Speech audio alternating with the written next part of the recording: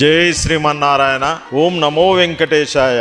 దుబ్బాక పట్టణంలోని శ్రీ బాలాజీ దేవాలయంలో వచ్చే నెల అనగా ఆగస్టు 3వ తారీఖు నుండి 8వ తారీఖు వరకు బ్రహ్మోత్సవాలు జరుగుతున్నవి.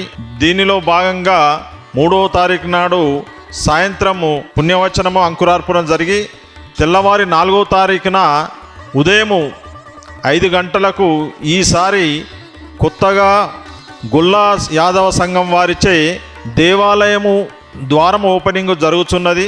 ఆ రోజు నుంచే అంకురార్పణ అనేది జరుగుతుంది.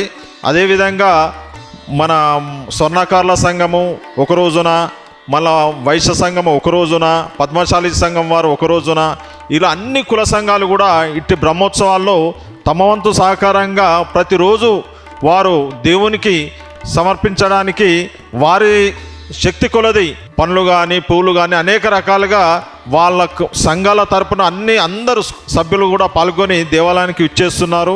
ఇట్టి బ్రహ్మోత్సవాల్లో పాల్గొనడానికి గౌరవ ఎమ్మెల్యే కొత్త ప్రభాకర్ రెడ్డి గారు మరియు రఘునందన్ రావు గారు, మన గౌరవ ఎంపీ గారు, ఎస్టీఎస్టీ చైర్మన్ బక్కి వెంకటయ్య గారు, దుబ్బాక కాంగ్రెస్ ఇన్ఛార్జి శ్రీనివాసరెడ్డి గారు మరియు 8వ తారీఖున మంత్రివర్యులు వివేక్ గారు కూడా ఇట్టి బ్రహ్మోత్సవాలకు ఇచ్చేస్తున్నారు. అదేవిధంగా చుట్టుపక్కల ఉన్న ప్రజలందరూ కూడా ఇట్టి బ్రహ్మోత్సవాల్లో పాల్గొని దేవుని యొక్క కృపకు పాత్రలు కాగలరని మనం చేస్తున్నాను.